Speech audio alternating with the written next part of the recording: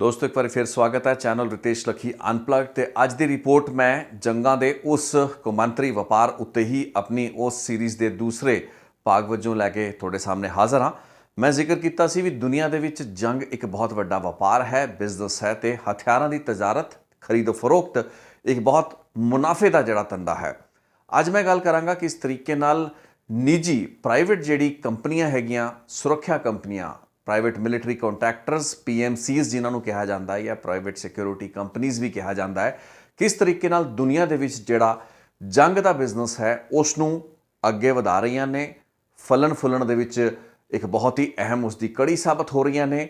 यह समझा जा सकता है भी जिहड़ी जंग है वो ठेकियां ते दित्ती जाती है, यानी कि प्राइवेट कॉन्ट्रैक्टरां दे जरिए ये जंगां नूं लड़िया जाता है। एक समा सी जदों कि अपनी कौम परस्ती वतन परस्ती लई जंगां लड़िया जांदियां सी, वो अज भी लड़िया जांदियां ने ते बहुत से ऐसे मुल्क हैगे ने जिन्हां विच कि फौजां अपने देश ते राष्ट्र दे हित विच जंग नूं लड़ाई नूं लड़दियां ने।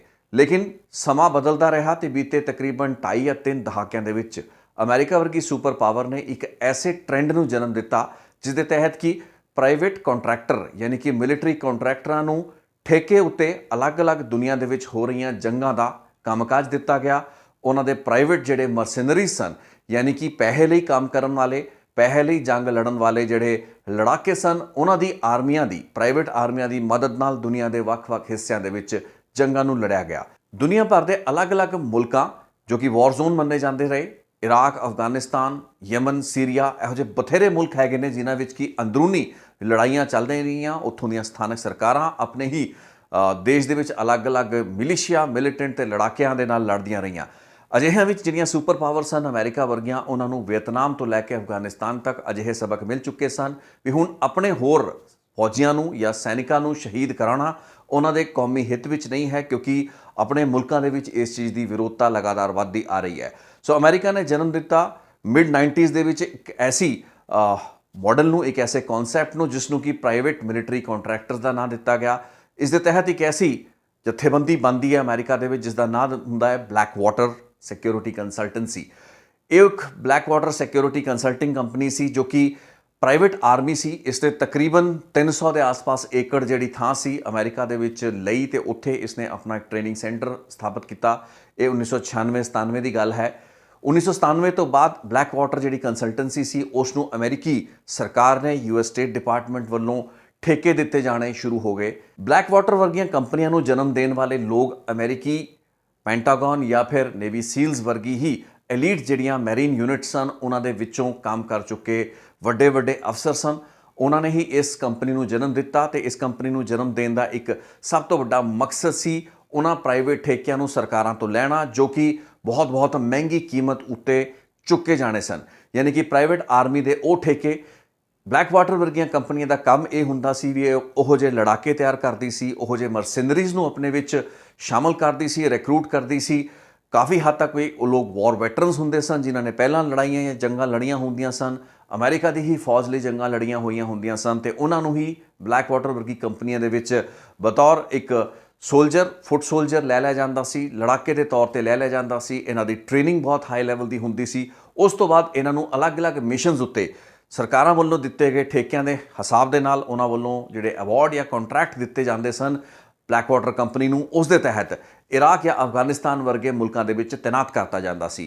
सब तो वड्डा जिते अहम काम जिहड़ा ब्लैक वाटर कंपनी ने कीता सी वो सी इराक दे विच, क्योंकि 2003 तो बाद 2011 तक अमेरिका की जिहड़ी फौज सी वो इराक विच तैनात रही। ब्लैक वाटर कंपनी के जिहड़े लड़ाके सन, इन्हां दे जिहड़े मर्सनरीज सन, उन्हां दा इस्तेमाल जिहड़ा सी वो अमेरिका के टॉप डिप्लोमैट्स, उत्थों के चोटी के जिहड़े जरनैल सन, उन्हां दी पर्सनल सिक्योरिटी लई कीता जांदा सी। एक नॉर्मल सिक्योरिटी एजेंसी नहीं सी, एक नॉर्मल मिलिटरी कॉन्ट्रैक्टर नहीं सी, क्योंकि जिहड़ा ठेका अमेरिका ने ब्लैक वाटर नूं दिता होया सी वो एक बहुत ही महंगा ठेका सी। ये भी बाद दे विच जदों अंकड़े सामने आए या अमेरिका की पार्लीमेंटां दे विच भी इंटरनल जिहड़ियां हाउस दीयां कमेटीज़ हुंदियां ने उन्हां दे विच भी जदों बजट एलोकेशनस नूं स्टडी किया गया तो समझ विच ये आया भी ब्लैक वाटर वर्गी जिहड़ी कंपनी सी उसनूं औसतन ਉਹਦੇ एक ਜਿਹੜਾ फौजी ਹੁੰਦਾ ਸੀ या एक मर्सनरीज़ ਜਿਹਨੂੰ ਆਪਾਂ ਪਾੜੇ ਦਾ फौजी कहने हैं, उसकी एक दिन की ਜਿਹੜੀ पे सी, उसकी अलाउंस सी वो तकरीबन $1222 के आस पास आती सी। साल दे विच तकरीबन अजिहे एक मर्सनरी नूं अमेरिकी सरकार या वो जिहड़ी पर्टिकुलर एजेंसी हुंदी सी ਤਕਰੀਬਨ $4.5 ਲੱਖ ਦੀ ਅਦਾਇਗੀ ਕਰਦੀ ਸੀ। ਇਹ ਜਿਹੜੀ ਕੀਮਤ ਸੀ ਇਹ ਬਹੁਤ ਜ਼ਿਆਦਾ ਸੀ। ਇੱਕ ਨਾਰਮਲ ਅਮਰੀਕਾ ਦੇ ਫੌਜੀ ਨਾਲੋਂ ਤਕਰੀਬਨ 5 ਗੁਣਾ ਜ਼ਿਆਦਾ ਤਨਖਾਹ ਜਿਹੜੀ ਸੀ ਉਹ ਬਲੈਕ ਵਾਟਰ ਦੇ ਜਿਹੜੇ ਗਾਰਡਸ ਹਾਇਰ ਕੀਤੇ ਗਏ ਸਨ, ਮਰਸਨਰੀ ਸਨ, ਉਹਨਾਂ ਨੂੰ ਦਿੱਤੀ ਜਾ ਰਹੀ ਸੀ। ਸੋ ਇਹ ਆਪਣੇ ਆਪ ਵਿੱਚ ਸੋਚਣ ਦਾ ਵਿਸ਼ਾ ਵੀ ਸੀ ਵੀ ਇੱਕ ਫੌਜੀ ਲਈ ਤਕਰੀਬਨ ਇੱਕ ਸਾਲ ਦਾ $1222 ਪ੍ਰਤੀ ਦਿਨ ਪ੍ਰਤੀ ਮਰਸਨਰੀ ਦੇ ਉੱਤੇ ਜਿਹੜਾ ਅਮਰੀਕੀ ਸਰਕਾਰ ਨੇ ਖਰਚ ਕੀਤਾ ਤੇ ਇਹਨਾਂ ਦਾ ਕੰਮ ਇਰਾਕ ਤੇ ਅਫਗਾਨਿਸਤਾਨ ਵਰਗੇ ਮੁਲਕਾਂ ਵਿੱਚ ਜਾ ਕੇ ਪੈਰਲਲੀ US ਜਿਹੜੀ ਫੌਜ ਹੈ ਉਸ ਦੇ ਨਾਲ ਆਪਰੇਸ਼ਨਸ ਦੇ ਵਿੱਚ ਸ਼ਿਰਕਤ ਕਰਨਾ ਸੀ। ਕੁਝ ਹੱਦ ਤੱਕ ਤਾਂ ਇਹਨਾਂ ਦਾ ਇੱਕ ਜਿਹੜਾ ਇਸਤੇਮਾਲ ਤੇ ਵਰਤੋਂ ਸੀ ਕਈ ਕੋਵਰਟ ਆਪਰੇਸ਼ਨਸ ਦੇ ਵਿੱਚ ਵੀ ਕੀਤੀ ਜਾਂਦੀ ਸੀ। ਸਾਬੋਟਾਜ ਦੇ ਬਹੁਤ ਐਸੇ ਮਿਸ਼ਨ ਸਨ ਜਿਸ ਦੇ ਵਿੱਚ ਕਿ ਫੌਜੀ ਜਾਂ ਅਮਰੀਕਨ ਮੈਰੀਨਸ ਡਾਇਰੈਕਟਲੀ ਇਨਵੋਲਵ ਨਹੀਂ ਹੋ ਸਕਦੇ ਸਨ, ਉਹਨਾਂ ਦੇ ਵਿੱਚ ਇਹਨਾਂ ਨੂੰ ਵਰਤਿਆ ਜਾਂਦਾ ਸੀ। ਬਹੁਤ ਸੇ ਐਸੇ ਮਿਸ਼ਨ ਹੁੰਦੇ ਸਨ ਜਿਨ੍ਹਾਂ ਦੇ ਵਿੱਚ ਇਹਨਾਂ ਦੀ ਲੋੜ ਹੁੰਦੀ ਸੀ। ਪ੍ਰਾਈਵੇਟ ਤੌਰ ਤੇ ਵੀ ਇਹ ਲੋਕ ਹਮੇਸ਼ਾ ਬਹੁਤ ਹੀ ਜਿਹੜੇ ਟੌਪ ਡਿਪਲੋਮੈਟ ਸਨ, ਪੌਲ ਬ੍ਰੈਮਰ ਦਾ ਮੈਂ ਜ਼ਿਕਰ ਕੀਤਾ, ਉਹਨਾਂ ਦੇ ਨਾਲ ਹਮੇਸ਼ਾ ਇਰਾਕ ਦੇ ਵਿੱਚ ਨਜ਼ਰ ਆਏ। ਸੋ ਇਸ ਤਰੀਕੇ ਦਾ ਇੱਕ ਪੂਰਾ ਤਾਣਾ ਬਾਣਾ ਸੀ ਜੋ ਕਿ ਰਚਿਆ ਗਿਆ ਤੇ ਸਮੇਂ-ਸਮੇਂ ਦੇ ਉੱਤੇ ਬਲੈਕ ਵਾਟਰ ਦੇ ਜਿਹੜੇ ਕੰਟਰੈਕਟ ਸਨ ਉਹਨਾਂ ਨੂੰ ਰੀਨਿਊ ਹੁੰਦਿਆਂ ਹੋਇਆ ਵੇਖਿਆ ਗਿਆ। ਲੇਕਿਨ 2007 ਆਉਂਦਿਆਂ ਇੱਕ ਇਰਾਕ ਦੇ ਵਿੱਚ ਵੱਡੀ ਘਟਨਾ ਹੋਈ। ਮੈਂ ਜ਼ਿਕਰ ਪਹਿਲਾਂ ਵੀ ਕੀਤਾ ਸੀ, ਨਿਸਾਰ ਸਕੁਅਰ ਜਿਹੜਾ ਹੈਗਾ ਇਰਾਕ ਦੇ ਵਿੱਚ, ਬਗਦਾਦ ਦੇ ਵਿੱਚ, ਉੱਥੇ ਜਿਹੜੇ ਬਲੈਕ ਵਾਟਰ ਦੇ ਮਰਸਨਰੀ ਸਨ, ਇਹਨਾਂ ਦੇ ਲੜਾਕੇ ਸਨ, ਉਹਨਾਂ ਵੱਲੋਂ ਇੱਕ ਵੱਡੀ ਫਾਇਰਿੰਗ ਦੀ ਘਟਨਾ ਹੋਈ ਜਿਸ ਵਿੱਚ ਕਿ ਤਕਰੀਬਨ 17 ਜਿਹੜੇ ਇਰਾਕੀ ਨਾਗਰਿਕ ਸਨ, ਨਾਰਮਲ ਨਾਗਰਿਕ ਸਨ, ਸਿਵਿਲੀਅਨ ਸਨ, ਉਹਨਾਂ ਨੂੰ ਮਾਰਤਾ ਗਿਆ। ਮਸਲਾ ਬੜਾ ਸਿੰਪਲ ਸੀ, ਇੱਕ ਗੱਡੀ ਨੂੰ ਰੋਕਣ ਲਈ ਹੱਥ ਦਿੱਤਾ ਗਿਆ ਸੀਗਾ। ਜਦੋਂ ਉਹਦਾ ਡਰਾਈਵਰ ਗੱਡੀ ਨੂੰ ਸਮੇਂ ਰਹਿੰਦਿਆਂ ਹੋਇਆ ਰੋਕ ਨਹੀਂ ਪਾਇਆ, ਉਸ ਗੱਡੀ ਦੇ ਉੱਤੇ ਅੰਨ੍ਹੇਵਾਹ ਗੋਲੀਆਂ ਚਲਾਤੀਆਂ ਗਈਆਂ। ਖਤਰਾ ਕਿਉਂਕਿ ਜਿਹੜੇ ਬਲੈਕ ਵਾਟਰ ਦੇ ਮਰਸਨਰੀਜ਼ ਜਾਂ ਲੜਾਕੇ ਸਨ ਉਹਨਾਂ ਨੂੰ ਇਹ ਸੀ ਵੀ ਇਸ ਗੱਡੀ ਦੇ ਵਿੱਚ ਕੁਝ ਜਿਹੜੇ ਹੋਰ ਫਾਈਟਰਸ ਹੋ ਸਕਦੇ ਨੇ, ਕੁਝ ਹੋਰ ਲੜਾਕੇ ਹੋ ਸਕਦੇ ਨੇ। ਸੋ ਨਿਸਾਰ ਸਕੁਅਰ ਦੀ ਜਿਹੜੀ ਘਟਨਾ ਸੀ ਇੱਕ ਬਹੁਤ ਵੱਡੀ ਦੁਰਘਟਨਾ ਦੇ ਵਿੱਚ ਤਬਦੀਲ ਹੋ ਗਈ ਤੇ ਗਲਤੀ ਦੇ ਨਾਲ ਜਿਹੜੇ 17 ਸਿਵਿਲੀਅਨ ਸਨ ਉੱਥੇ ਮਾਰਤੇ ਗਏ। ਬਲੈਕ ਵਾਟਰਸ ਵੱਲੋਂ ਜਿਹੜੀ ਘਟਨਾ ਜਿਹੜੀ ਸੀ ਅੰਜਾਮ ਦਿੱਤੀ ਗਈ ਸੀ ਤੇ ਇਹ ਵੀ ਦੱਸ ਦਈਏ ਇਹ ਉਹ ਵਕਤ ਜਾਂ ਦੌਰ ਵੀ ਸੀ ਜਦੋਂ ਕਿ ਬਲੈਕ ਵਾਟਰ ਸਿਕਿਉਰਿਟੀ ਦੇ ਜਿਹੜੇ ਮਰਸਨਰੀਜ਼ ਜਾਂ ਪ੍ਰਾਈਵੇਟ ਲੜਾਕੇ ਸਨ ਉਹਨਾਂ ਦਾ ਕਦੇ-ਕਦਾਰ ਜਿਹੜਾ ਝਗੜਾ ਸੀ ਉਹ ਅਮਰੀਕਾ ਦੀਆਂ ਫੌਜਾਂ ਦੇ ਨਾਲ ਵੀ ਹੁੰਦਾ ਰਿਹਾ। ਕਈ ਐਸੇ ਮੌਕੇ ਆਏ ਜਦੋਂ ਕਿ ਬਲੈਕ ਵਾਟਰ ਦੇ ਜਿਹੜੇ ਗਾਰਡ ਸਨ ਉਹਨਾਂ ਨੇ ਅਮਰੀਕਾ ਦੀਆਂ ਫੌਜਾਂ ਜਾਂ ਉਹਨਾਂ ਦੇ ਅਫਸਰਾਂ ਤੱਕ ਨੂੰ ਵੀ ਧਮਕਾ ਦਿੱਤਾ। ਬਹੁਤ ਸੇ ਮੌਕਿਆਂ ਦੇ ਉੱਤੇ ਇੱਕ ਸ਼ੂਟਿੰਗ ਦਾ ਇਨਸੀਡੈਂਟ ਵੀ ਸਾਹਮਣੇ ਆਇਆ ਜਦੋਂ ਕਿ ਬਲੈਕ ਵਾਟਰ ਦੇ ਹੀ ਕੁਝ ਗਾਰਡਸ ਵੱਲੋਂ ਗੋਲੀਆਂ ਚਲਾਈਆਂ ਗਈਆਂ। ਸੋ ਇਸ ਕਿਸਮ ਦੀਆਂ ਘਟਨਾਵਾਂ ਤੇ ਆਪਸ ਦੇ ਵਿੱਚ ਜਦੋਂ ਟਕਰਾਅ ਪੈਦਾ ਹੋਣੇ ਸ਼ੁਰੂ ਹੋਏ ਉਸ ਤੋਂ ਬਾਅਦ ਨਿਸਾਰ ਸਕੁਅਰ ਦੀ ਇਹ ਬੜੀ ਵੱਡੀ ਘਟਨਾ ਰਹੀ ਤੇ ਇਸ ਘਟਨਾ ਦੇ ਵਿੱਚ ਐਡੀ ਵੱਡੀ ਗਿਣਤੀ ਦੇ ਵਿੱਚ ਆਮ ਲੋਕਾਂ, ਬੇਕਸੂਰ ਲੋਕਾਂ ਦਾ ਮਾਰਿਆ ਜਾਣਾ ਇੱਕ ਵਾਟਰਸ਼ੈਡ ਮੂਵਮੈਂਟ ਇਸ ਨੂੰ ਕਿਹਾ ਗਿਆ ਤੇ ਉਸ ਤੋਂ ਬਾਅਦ ਬਲੈਕ ਵਾਟਰ ਜਿਹੜੀ ਕੰਪਨੀ ਸੀ ਉਸ ਉੱਤੇ ਕਈ ਜਿਹੜੀਆਂ ਪਾਬੰਦੀਆਂ ਵੀ ਲਗਾਈਆਂ ਗਈਆਂ। ਇਹ ਦੱਸਿਆ ਗਿਆ ਵੀ 2009 ਦੇ ਵਿੱਚ ਤਾਂ ਉਸਦਾ ਜਿਹੜਾ ਪੂਰਾ ਦਾ ਪੂਰਾ ਕੰਟਰੈਕਟ ਸੀ ਉਸ ਨੂੰ ਖਾਰਜ ਕਰਤਾ ਗਿਆ ਸੀ ਤੇ ਅਮਰੀਕੀ ਸਰਕਾਰ ਨੇ ਇੱਥੋਂ ਤੱਕ ਕਹਿ ਦਿੱਤਾ ਸੀ ਕਿ ਬਲੈਕ ਵਾਟਰ ਨੂੰ ਹੁਣ ਕੋਈ ਵੀ ਹੋਰ ਜੰਗ ਦਾ ਠੇਕਾ ਜਾਂ ਆਉਣ ਵਾਲੇ ਸਮੇਂ ਦੇ ਵਿੱਚ ਕਿਸੇ ਵੀ ਹੋਰ ਮੁਲਕ ਦੇ ਵਿੱਚ ਤੈਨਾਤੀ ਦਾ ਠੇਕਾ ਨਹੀਂ ਦਿੱਤਾ ਜਾਏਗਾ। ਲੇਕਿਨ ਇਹ ਕਹਿਣ ਦੀਆਂ ਗੱਲਾਂ ਸੀ। ਬਾਅਦ ਦੇ ਵਿੱਚ 2010 ਤੋਂ ਬਾਅਦ ਇਸ ਕੰਪਨੀ ਨੂੰ ਅਲੱਗ-ਅਲੱਗ ਇਸ ਦੇ ਨਾਮ ਬਦਲੇ। ਬਲੈਕ ਵਾਟਰ ਤੋਂ ਬਾਅਦ ਇਸ ਦਾ ਨਾਮ ਐਕਸੀ ਕੰਪਨੀ ਹੋਇਆ। ਉਸ ਤੋਂ ਬਾਅਦ ਅੱਜ ਦੀ ਤਰੀਕ ਦੇ ਵਿੱਚ ਇਹ ਜਿਹੜੀ ਕੰਪਨੀ ਹੈ ਉਹ ਅਕੈਡਮੀ ਨਾਂ ਦੀ ਕੰਪਨੀ ਵਜੋਂ ਕੰਮ ਕਰ ਰਹੀ ਹੈ ਤੇ ਕੰਪਨੀਆਂ ਦੇ ਆਪਸ ਦੇ ਵਿੱਚ ਮਰਜਰ ਹੋ ਗਏ। ਸੋ ਅਮਰੀਕਾ ਨੇ ਇੱਕ ਅਜਿਹਾ ਮਾਡਲ, ਇੱਕ ਕਲਚਰ ਲੈ ਕੇ ਆਂਦਾ ਸੀ ਜਿਸ ਦੇ ਤਹਿਤ ਕਿ ਇਰਾਕ ਜਾਂ ਅਫਗਾਨਿਸਤਾਨ ਜਾਂ ਹੋਰ ਦੁਨੀਆ ਦੇ ਭਾਰ ਦੇ ਵਿੱਚ ਉਹ ਥਾਵਾਂ ਜਿੱਥੇ ਕਿ ਜੰਗ ਚੱਲ ਰਹੀ ਹੁੰਦੀ ਸੀ, ਉਹ ਥਾਵਾਂ ਜਿੱਥੇ ਕਿ ਅਮਰੀਕਾ ਦੀਆਂ ਫੌਜਾਂ ਤੈਨਾਤ ਹੁੰਦੀਆਂ ਸੀ ਜਾਂ ਸ਼ਾਇਦ ਤੈਨਾਤ ਨਹੀਂ ਵੀ ਹੁੰਦੀਆਂ ਸੀ, ਉੱਥੇ ਪ੍ਰਾਈਵੇਟ ਮਿਲਟਰੀ ਕੰਟਰੈਕਟਰਸ ਦੇ ਜ਼ਰੀਏ ਇਸ ਲੜਾਈ ਨੂੰ ਲੜਿਆ, ਇਹਨਾਂ ਲੜਾਈਆਂ ਨੂੰ ਲੜਿਆ, ਇਹਨਾਂ ਜੰਗਾਂ ਨੂੰ ਲੜਿਆ। ਇੱਕ ਬਹੁਤ ਮੋਟੀ ਕੀਮਤ ਜਿਹੜੀ ਸੀ ਉਹ ਅਦਾ ਕੀਤੀ ਕਿਉਂਕਿ ਮੈਂ ਆਪਣੇ ਬੀਤੇ ਵੀਡੀਓ ਵਿੱਚ ਗੱਲ ਕੀਤੀ ਸੀ ਵੀ ਹਥਿਆਰਾਂ ਦੇ ਬਿਜ਼ਨਸ ਤੇ ਐਕਸਪੋਰਟ ਤੋਂ ਅਮਰੀਕੀ ਕੰਪਨੀ ਨੇ ਬਹੁਤ ਵੱਡੇ ਮੁਨਾਫੇ ਜਿਹੜੇ ਬੀਤੇ ਕਈ ਦਹਾਕਿਆਂ ਦੇ ਵਿੱਚ ਲਗਾਤਾਰ ਕਮਾਏ ਹੈਗੇ ਨੇ। ਸੋ ਜਦੋਂ ਇਹ ਖਰਚਾ ਜਾਂ ਜਿਹੜੀ ਇਹ ਕਿਉਂਕਿ ਸਾਰੀ ਐਂਟਰੀਜ਼ ਬਜਟਡ ਹੁੰਦੀਆਂ ਨੇ, ਇਹ ਕੋਈ ਐਸੇ ਖਰਚੇ ਨਹੀਂ ਸਨ। ਪ੍ਰਾਈਵੇਟ ਮਿਲਟਰੀ ਕੰਟਰੈਕਟਰਸ ਨੂੰ ਕੋਈ ਐਸੀ ਕੀਮਤ ਜਾਂ ਕੋਈ ਐਸਾ ਭੁਗਤਾਨ ਨਹੀਂ ਕੀਤਾ ਜਾ ਰਿਹਾ ਸੀ ਜੋ ਕਿ ਰਿਕਾਰਡ ਦਾ ਹਿੱਸਾ ਨਾ ਹੋਵੇ। ਬਾਅਦ ਦੇ ਵਿੱਚ ਉਹ ਸਾਰੀਆਂ ਗੱਲਾਂ ਜਦੋਂ ਰਿਕਾਰਡ ਦੇ ਵਿੱਚ ਆਈਆਂ, ਡੋਨਲਡ ਟਰੰਪ ਉਸਦੇ ਆਪਣੇ ਬਹੁਤ ਹੀ ਕਰੀਬੀ ਜਿਹੜੇ ਅਫਸਰ ਜਾਂ ਅਫਸਰਾਨ ਰਹੇ, ਉਹਨਾਂ ਦੇ ਬਹੁਤ ਸੇ ਤਾਰ ਜਿਹੜੇ ਸਨ ਉਹ ਅਕੈਡਮੀ ਨਾਂ ਦੀ ਕੰਪਨੀਆਂ ਦੇ ਨਾਲ ਜੁੜਦੇ ਹੋਏ ਬਾਅਦ ਦੇ ਵਿੱਚ ਦੇਖੇ ਗਏ, ਨਜ਼ਰ ਆਏ। ਇਹ ਵੀ ਸਮਝ ਵਿੱਚ ਆਇਆ ਵੀ ਨਿਸਾਰ ਸਕੁਅਰ ਦੇ ਵਿੱਚ ਜਿਹੜੀ ਘਟਨਾ ਹੋਈ ਸੀ, ਜਿਹੜੇ ਇਰਾਕੀ ਸਿਵਿਲੀਅਨਸ ਨੂੰ ਮਾਰਤਾ ਗਿਆ ਸੀ, ਨਾਗਰਿਕਾਂ ਨੂੰ ਮਾਰਤਾ ਗਿਆ ਸੀ, ਉਸ ਪੂਰੇ ਮੁੱਦੇ ਨੂੰ ਉੱਤੇ ਬਹੁਤ ਜ਼ਿਆਦਾ ਦਬਾਅ ਜਿਹੜਾ ਸੀ ਉਹ ਬਣਿਆ ਸੀ। ਨਾ ਸਿਰਫ ਬਲੈਕ ਵਾਟਰ ਕੰਪਨੀ ਉੱਤੇ ਕਿਉਂਕਿ ਉਸ ਦੇ ਠੇਕੇ ਨੂੰ ਬਾਅਦ ਦੇ ਵਿੱਚ ਰਿਪੀਲ ਜਾਂ ਕੈਂਸਲ ਕੀਤਾ ਗਿਆ, ਲੇਕਿਨ ਅਮਰੀਕੀ ਸਰਕਾਰ ਵੀ ਲਗਾਤਾਰ ਘੇਰੇ ਵਿੱਚ ਰਹੀ ਸੀ ਕਿਉਂਕਿ ਇਹ ਜਿਹੜੇ ਜਿੰਨੇ ਵੀ ਪ੍ਰਾਈਵੇਟ ਕੰਟਰੈਕਟਰ ਸਨ, ਮਿਲਟਰੀ ਕੰਟਰੈਕਟਰ ਸਨ, ਇਹਨਾਂ ਤੇ ਕੋਈ ਵੀ ਲੋਕਲ ਜਿਹੜੇ ਕਾਨੂੰਨ ਹੁੰਦੇ ਸਨ ਜਾਂ ਅਫਗਾਨਿਸਤਾਨ ਜਾਂ ਇਰਾਕ ਵਰਗੇ ਮੁਲਕਾਂ ਦੇ, ਉਹ ਕਦੇ ਵੀ ਲਾਗੂ ਉਸ ਤਰੀਕੇ ਨਾਲ ਨਹੀਂ ਹੋਏ। ਵੈਸੇ ਤਾਂ ਅਮਰੀਕੀ ਫੋਰਸਿਸ ਜਦੋਂ ਵੀ ਕਿਸੇ ਦੁਨੀਆ ਦੇ ਮੁਲਕ ਦੇ ਵਿੱਚ ਲੜ ਰਹੀਆਂ ਹੁੰਦੀਆਂ ਨੇ ਤਾਂ ਉੱਥੋਂ ਦੇ ਜਿਹੜੇ ਕਾਨੂੰਨ ਹੁੰਦੇ ਨੇ ਉਹ ਇਹਨਾਂ ਫੌਜਾਂ ਦੇ ਉੱਤੇ ਜਾਂ ਇਹਨਾਂ ਦੇ ਸੈਨਿਕਾਂ ਦੇ ਉੱਤੇ, ਫੌਜੀਆਂ ਦੇ ਉੱਤੇ, ਜਰਨੈਲਾਂ ਦੇ ਉੱਤੇ ਲਾਗੂ ਨਹੀਂ ਹੁੰਦੇ। ਕੋਈ ਵੀ ਘਟਨਾ ਜਾਂ ਵਾਰਦਾਤ ਨੂੰ ਅੰਜਾਮ ਦਿੰਦੇ ਹੈਗੇ ਨੇ। ਸੋ ਇਹਨਾਂ ਦੀਆਂ ਸਜ਼ਾਵਾਂ ਜਾਂ ਇਹਨਾਂ ਦੇ ਉੱਤੇ ਕਾਰਵਾਈ ਉਹ ਅਮਰੀਕਾ ਦੀ ਟਰਮਸ ਦੇ ਉੱਤੇ ਅਮਰੀਕਾ ਦੇ ਕਾਨੂੰਨ ਦੇ ਮੁਤਾਬਕ ਜਾਂ ਉਹਨਾਂ ਦੇ ਕੋਡ ਦੇ ਮੁਤਾਬਕ ਹੁੰਦੀ ਹੈ, ਨਾ ਕਿ ਉੱਥੋਂ ਦੇ ਸਥਾਨਕ ਕਾਨੂੰਨ ਦੇ ਮੁਤਾਬਕ। ਸੋ ਨਿਸਾਰ ਸਕੁਐਰ ਦੀ ਇਸ ਘਟਨਾ ਦੇ ਵਿੱਚ ਵੀ ਅਮਰੀਕਾ ਦਾ ਕ੍ਰਿਟਿਸਿਜ਼ਮ ਬਹੁਤ ਜ਼ਿਆਦਾ ਹੋਇਆ। ਬਾਅਦ ਦੇ ਵਿੱਚ ਜਿਹੜੇ ਵੀ ਲੋਕ ਬਲੈਕ ਵਾਟਰ ਕੰਪਨੀ ਦੇ ਕਮਾਂਡੋ ਜਿਹੜੇ ਇਸ ਪੂਰੇ ਆਪਰੇਸ਼ਨ ਦੇ ਵਿੱਚ ਦੋਸ਼ੀ ਸਨ, ਉਹਨਾਂ ਉੱਤੇ ਸਿਰਫ ਇਲਜ਼ਾਮ ਹੀ ਨਹੀਂ ਸਨ ਲੱਗੇ, ਬਲਕਿ ਉਹ ਦੋਸ਼ ਜਿਹੜੇ ਸਨ ਉਹ ਸਥਾਪਿਤ ਵੀ ਹੋਏ ਸਨ। ਉਹਨਾਂ ਦੇ ਵਿੱਚ ਬਹੁਤ ਸਿਆਂ ਨੂੰ ਇਸ ਲਈ ਜ਼ਿੰਮੇਵਾਰ ਮੰਨਿਆ ਗਿਆ। ਲੇਕਿਨ ਸਾਲ 2020 ਦੇ ਵਿੱਚ, ਯਾਨੀ ਬੀਤੇ ਸਾਲ ਹੀ ਪ੍ਰੈਜ਼ੀਡੈਂਟ ਡੋਨਲਡ ਟਰੰਪ ਨੇ 4 ਤਕਰੀਬਨ ਐਸੇ ਜਿਹੜੇ ਗਾਰਡ ਸਨ ਜਿਨ੍ਹਾਂ ਨੇ ਨਿਸਾਰ ਸਕੁਐਰ ਦੀ ਫਾਇਰਿੰਗ ਕੀਤੀ ਸੀ, ਉਹਨਾਂ ਨੂੰ ਪ੍ਰੈਜ਼ੀਡੈਂਸ਼ੀਅਲ ਪਾਰਡਨ ਦਿੱਤਾ, ਯਾਨੀ ਕਿ ਉਹਨਾਂ ਨੂੰ ਮਾਫੀ ਦੇ ਦਿੱਤੀ ਗਈ। ਸੋ ਕੋਈ ਵੀ ਕਾਨੂੰਨ ਜਿਹੜਾ ਸੀ ਇਹਨਾਂ ਪ੍ਰਾਈਵੇਟ ਮਿਲਟਰੀ ਕੰਟਰੈਕਟਰਸ ਦੇ ਉੱਤੇ, ਕੰਪਨੀਜ਼ ਦੇ ਉੱਤੇ, ਉਹਨਾਂ ਦੇ ਲੜਾਕਿਆਂ ਦੇ ਉੱਤੇ ਉਸ ਤਰੀਕੇ ਨਾਲ ਲਾਗੂ ਨਹੀਂ ਸੀ ਹੁੰਦਾ, ਨਾ ਹੀ ਫੌਜ ਦੇ ਉੱਤੇ ਲਾਗੂ ਹੁੰਦਾ ਸੀ। ਪੂਰੇ ਤਰੀਕੇ ਨਾਲ ਆਪਣੇ ਆਪਰੇਸ਼ਨਸ ਦੀ ਖੁੱਲ੍ਹ ਇਹਨਾਂ ਨੂੰ ਸੀ, ਕਿਸੇ ਵੀ ਲੈਵਲ ਦੇ ਉੱਤੇ ਜਾ ਸਕਦੇ ਸੀ, ਕਿਸੇ ਵੀ ਆਪਰੇਸ਼ਨ ਦੇ ਵਿੱਚ ਕਿਸੇ ਵੀ ਪੱਧਰ ਦੀ ਇਹ ਜਿਹੜੀ ਤਬਾਹੀ ਸੀ ਉਸ ਨੂੰ ਕਰਨ ਦੇ ਵਿੱਚ ਸਮਰੱਥ ਵੀ ਸਨ। ਹਾਲਾਂਕਿ ਇਹ ਜਿਹੜੀ ਕੰਪਨੀਆਂ ਸਨ, ਇਹਦੇ ਜਿਹੜੇ ਜਿੰਨੇ ਵੀ ਫਾਈਟਰ ਸਨ, ਮਰਸਨਰੀ ਸਨ, ਉਹ ਕਾਫੀ ਟ੍ਰੇਨਡ ਸਨ, ਉਹਨਾਂ ਨੂੰ ਬਹੁਤ ਜ਼ਿਆਦਾ ਟ੍ਰੇਨਿੰਗ ਵੀ ਸੀ ਤੇ ਅਨੁਭਵ ਵੀ ਸੀ। ਲੇਕਿਨ ਬਹੁਤ ਸੇ ਐਸੇ ਮੌਕੇ ਆਏ ਜਾਂ ਐਸੀਆਂ ਘਟਨਾਵਾਂ ਹੋਈਆਂ ਜਦੋਂ ਕਿ ਇਹਨਾਂ ਨੇ ਜਿਹੀਆਂ ਵਾਰਦਾਤਾਂ ਨੂੰ ਅੰਜਾਮ ਦਿੱਤਾ। ਸਾਲ 2007 ਤੋਂ ਪਹਿਲਾਂ ਤਾਂ ਇਹਨਾਂ ਪ੍ਰਾਈਵੇਟ ਮਿਲਟਰੀ ਕੰਟਰੈਕਟਰਸ ਜਾਂ ਇਹਨਾਂ ਵੱਲੋਂ ਜਿਹੜੇ ਵੀ ਲੜਾਕੇ ਮਰਸਨਰੀਜ਼ ਯੁੱਧਾਂ ਦੇ ਵਿੱਚ, ਜੰਗਾਂ ਦੇ ਵਿੱਚ ਜਾਂਦੇ ਸਨ, ਉਹਨਾਂ ਦੇ ਕਿਸੇ ਵੀ ਵਰਤਾਰੇ ਲਈ ਕੋਈ ਵੀ ਜ਼ਿੰਮੇਵਾਰੀ ਤੈਅ ਨਹੀਂ ਹੁੰਦੀ ਸੀ। ਲੇਕਿਨ ਸਾਲ 2007 ਦੀ ਘਟਨਾ ਤੋਂ ਬਾਅਦ ਇਹਨਾਂ ਦੇ ਉੱਤੇ ਕਈ ਪਾਬੰਦੀਆਂ ਲੱਗੀਆਂ, ਕਈ ਨਈ ਗਾਈਡਲਾਈਨਸ ਜਿਹੜੀਆਂ ਸੀ ਉਹ ਅਮਰੀਕਾ ਵੱਲੋਂ ਜਾਰੀ ਕੀਤੀਆਂ ਗਈਆਂ। ਇੱਕ ਆਰਡਰ ਨੰਬਰ 17 ਕਹਿੰਦੇ ਨੇ ਉਸ ਨੂੰ ਲਾਗੂ ਕੀਤਾ ਗਿਆ, ਜਿਸ ਦੇ ਤਹਿਤ ਕਿ ਹੁਣ ਇਹਨਾਂ ਬਲੈਕ ਵਾਟਰ ਦੀ ਜਿਹੜੀ ਪ੍ਰਾਈਵੇਟ ਮਰਸਨਰੀ ਸਨ, ਇਹਨਾਂ ਦੇ ਨਾਲ ਇੱਕ ਅਮਰੀਕੀ ਫੌਜ ਦਾ ਜਿਹੜਾ ਰਿਪਰੈਜ਼ੈਂਟੇਟਿਵ ਜਾਂ ਨੁਮਾਇੰਦਾ ਹੋਏਗਾ ਉਸਨੇ ਮੌਜੂਦ ਰਹਿਣਾ ਹੁੰਦਾ ਸੀ, ਤਾਂ ਕਿ ਉਹ ਇੱਕ ਨਿਗਰਾਨੀ ਕਰ ਸਕੇ ਇਹਨਾਂ ਦੇ ਵਿਵਹਾਰ ਬਾਰੇ, ਇਹਨਾਂ ਦੇ ਕੰਡਕਟ ਬਾਰੇ। ਸੋ ਇਸ ਕਿਸਮ ਦੀਆਂ ਕੁਝ ਪਾਬੰਦੀਆਂ ਲੱਗੀਆਂ ਤੇ ਉਸ ਤੋਂ ਬਾਅਦ ਵੀ ਬਲੈਕ ਵਾਟਰ ਦੇ ਜਿਹੜੇ ਪ੍ਰਾਈਵੇਟ ਆਰਮੀ ਸੀ ਜਾਂ ਪ੍ਰਾਈਵੇਟ ਮਰਸਨਰੀਜ਼ ਸਨ, ਉਹਨਾਂ ਵੱਲੋਂ ਆਪਣੀਆਂ ਗਤੀਵਿਧੀਆਂ ਜਾਰੀ ਰਹੀਆਂ। ਲੇਕਿਨ ਦੁਨੀਆ ਭਰ ਦੇ ਵਿੱਚ ਅਮਰੀਕਾ ਦਾ ਕ੍ਰੀਏਟ ਕੀਤਾ ਗਿਆ ਇਹ ਮਾਡਲ, ਇਹ ਜਿਹੜਾ ਬਿਜ਼ਨਸ ਮਾਡਲ ਸੀ, ਇਸ ਨੂੰ ਕੁਝ ਹੋਰ ਮੁਲਕਾਂ ਨੇ ਵੀ ਹੱਥੋਂ ਹੱਥ ਲੈ ਲਿਆ ਸੀ। ਇਸ ਤੋਂ ਪਹਿਲਾਂ ਰਸ਼ੀਆ ਤੇ ਬਹੁਤ ਸੇ ਹੋਰ ਐਸੇ ਮੁਲਕ ਸਨ, ਜਿਸ ਦੇ ਵਿੱਚ UK, south Africa, even Peru वर्गा एक छोटा जिहा मुल्क सी जिसने कि अपनियां प्राइवेट जिहड़ी मिलिटरी कॉन्ट्रैक्टर्स या कंपनियां बनाईयां। सो सब तो खास गल इन्हां कंपनियां दी ये रही भी इन्हां दे विच जिहड़े लोग लड़न वाले सन वो प्योरली पैसे लई लड़न वाले लोग सन। वो मरसनरी स्पिरिट दे नाल इत्थे आए, उन्हां दी पूरी लड़ाई पूरा जिहड़ा जंग दा एक वरतारा सी उसका एक तो एक ड्राइविंग फैक्टर सी वो सी पैसा। बहुत सी ऐसियां फौजां वेखण नूं मिलियां जिन्हां दे विच कि अलग अलग नैशनैलिटी या अलग अलग मुल्कां दे फौजी इकट्ठे लड़ाई लड़ते हुए नज़र आए। चेचनिया तो लैके बॉज़निया तक, सर्बिया तो लैके इथियोपिया तक, एरिट्रीआ तक, इहो जिहे मुल्कां दे विचों बहुत से ऐसे लड़ाके वैटरनस, वॉर वैटरनस जिहड़े कि अनुभवी लोग सन, उन्हां नूं अपने काडर दे विच कंपनियां दे विच अलग अलग मुल्कां दीयां इन्हां प्राइवेट मिलिटरी कॉन्ट्रैक्टर कंपनीज़ ने हायर किया। रशिया दे एक बहुत ही वड्डा जिहड़ा ग्रुप सी वो पैदा होया। पहला तो इसका नाम सी स्लोवेनिक कोर्स नां दा, स्लोवेनिक कोर सी। उस तो बाद इसका नाम वैगनर ग्रुप बनया तो वैगनर एक बहुत वड्डी कंपनी है, रशिया दे विच ऑपरेट करती है। तो दुनिया की सब तो खतरनाक जिहड़ी प्राइवेट मिलिटरी कॉन्ट्रैक्टर या कंपनी के रूप में वैगनर एक बहुत ही प्रभावशाली कंपनी वजों काम करती है। हैरानी की गल यह है भी Russia they which company register तक नहीं है, लेकिन इसका हैडकुआटर रशिया तो ऑपरेट होंदा है तो रशिया की फौज के नाल मिल के तालमेल करती है। तो दुनिया के कई ट्रबल्ड हिस्सों के विच, खास करके यूक्रेन या सीरिया वर्गे मुल्कां जिथे कि एक इंटरनल सिविल वॉर जारी है, उत्थे इस कंपनी या इस कंपनी के जिहड़े मरसनरीज लड़ाके हैगे ने वैगनर दे, वो बहुत ही शिद्दत दे नाल लड़ते हुए नज़र आते हैगे ने। उसदे विच कि चेचनिया या बॉसनिया या सर्बिया वर्गे मुल्कां तो बहुत ज़्यादा लड़ाके रखे गए हैगे ने।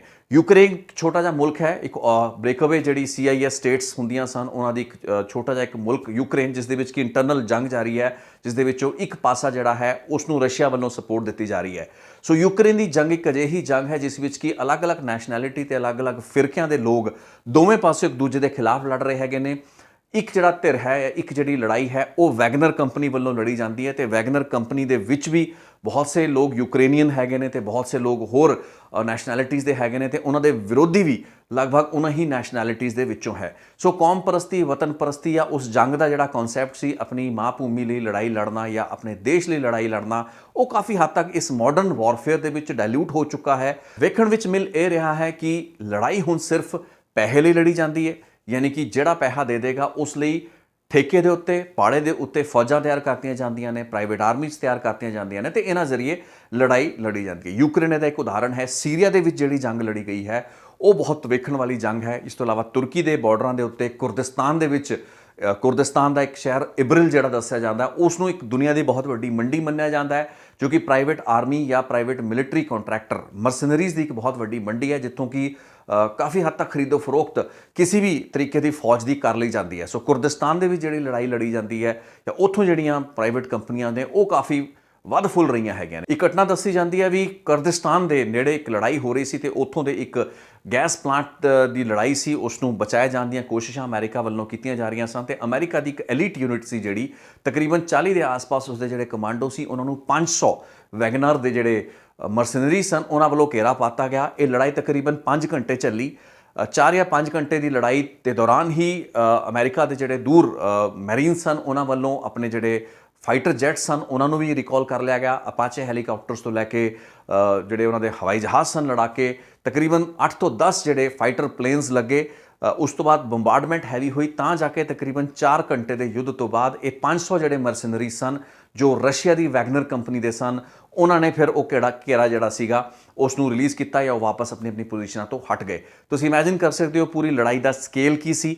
500 ਜਿਹੜੇ ਲੜਾਕੇ ਸਨ ਉਹਨਾਂ ਨੂੰ ਹਟਾਉਣ ਦੇ ਵਿੱਚ ਅਮਰੀਕਾ ਵਰਗੀ ਸੁਪਰ ਪਾਵਰ ਨੂੰ ਤਕਰੀਬਨ 4 4.5 5 ਘੰਟੇ ਦਾ ਸਮਾਂ ਲੱਗਿਆ। ਮੇਨ ਬੈਟਲ ਟੈਂਕਾਂ ਤੋਂ ਲੈ ਕੇ ਗਨ ਸ਼ਿਪਸ ਤੇ ਹਰ ਕਿਸਮ ਦਾ ਜਿਹੜਾ ਆਰਮਰ ਸੀ ਇਹਨਾਂ ਕੋਲ ਸੀ, ਆਰਮਰਡ ਪਰਸਨਲ ਵਹੀਕਲਸ ਵਗੈਰਾ, ਉਸ ਤਰੀਕੇ ਦੇ ਸਾਜ਼ੋ ਸਮਾਨ ਨਾਲ ਲੈਸ ਇਹ ਜਿਹੜੇ ਲੜਾਕੇ ਮਰਸਨਰੀਜ਼ ਨੇ ਕਿਸੇ ਵੀ ਬਹੁਤ ਹੀ ਮਜ਼ਬੂਤ ਆਰਮੀ ਤੋਂ ਘੱਟ ਨਹੀਂ ਸਨ। ਸੋ ਅਮਰੀਕਾ ਵਰਗੀ ਸੁਪਰ ਪਾਵਰ ਨੂੰ ਵੀ ਇਹਨਾਂ ਨੇ कई घंटे तक उस लड़ाई के एंगेज करके रखा। उस तो बाद ये लोग रिट्रीट हुए। हालांकि अमेरिका के सारे सैनिक उस लड़ाई में बच गए, लेकिन ये समझ में आया भी ये वैगनर जी रशिया बेस्ड या रशिया की बैक्ड प्राइवेट सिक्योरिटी कंपनी या मिलिटरी मर्सनरी कंपनी है, ये बहुत ही खतरनाक उन्होंने कंपनियों विचों है। तो इन्हों की जी सेवावां ने वो कोई मुल्क कोई कंपनी या प्राइवेट अदारा ले सकता है। सब तो हैरान कर देने वाली गल ये है भी ज़्यादातर जी प्राइवेट क्लाइंट्स हैगे ने खास करके सूडान वर्गे देशों में या कई होर ऐसे ट्रबल्ड मिडल ईस्ट के मुल्क हैगे ने जिन्हां दे विच की ऑयल की माइनिंग लई या कई ऐसे जोन दे विच काम करना पैंदा जिथे कि लड़ाके या फिर उत्थे दे जिहड़े मिलिटेंट खाड़कू ग्रुप हैगे ने, कईयां दे विच तां इस्लामिस्ट जिहड़े मिलिटेंट हैगे ने उन्हां दे नाल मुकाबला इन्हां कंपनियां दा हुंदा है। सो कंपनियां वल्लों अपने लिए मिसाल के तौर पर चाइना की कंपनी है जिसने कि सूडान दे विच जदों अपनी माइनिंग का काम चल रहा सी उस वक्त सेवावां लईआं इस तरीके के मरसनरीज़ की प्राइवेट मिलिटरी कॉन्ट्रैक्टर्स की जिन्हां ने बाद दे विच की वो जिहड़े माइनिंग जिहड़े फील्ड सन उन्हां नूं वखवादियां तो या मिलिटेंट्स तो खाली करा के दिता। सो इस तरीके नाल जिथे कि सरकारां भी काफ़ी हद तक नाकामयाब रहीआं ने। कई मुल्कां दे विच नाइजीरिया इसका एक होर एग्जाम्पल है।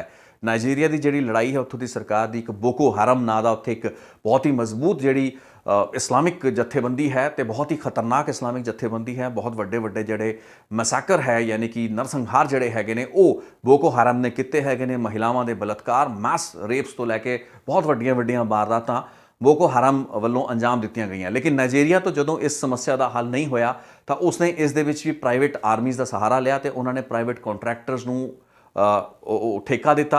बाद दे विच जिहड़े फाइटर्स वख-वख मुल्कां दे आए सन, बहुत ही स्पैशलाइज्ड कंपनियां हुंदियां ने, इन्हां वल्लों फिर बोको हरम नूं उन्हां इलाकिਆਂ ਦੇ ਵਿੱਚੋਂ खदेड़िया गया।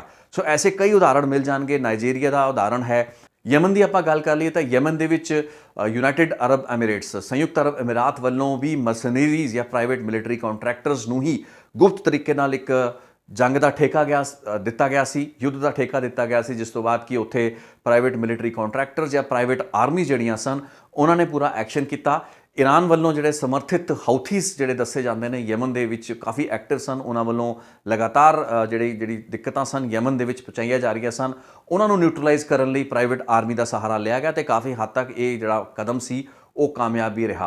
सो दुनिया के अलग अलग हिस्से दे विच असीं यमन की गल कर लीए, असीं सीरिया दे विच एक बड़ी वड्डी लड़ाई की गल कर लीए, यूक्रेन की गल कर लीए, असीं नाइजीरिया की गल कर लीए, इराक अफगानिस्तान दे विच ब्लैक जिहड़ा वाटर है उहदी इन्वॉल्वमेंट की गल कर लीए। दुनिया के हर वॉर जोन दे विच हुण सानूं प्राइवेट जिहड़े मिलिटरी कॉन्ट्रैक्टर ठेकेदार मरसनरीज़ जिहड़े हैगे ने वो लगातार दिस रहे हैगे ने।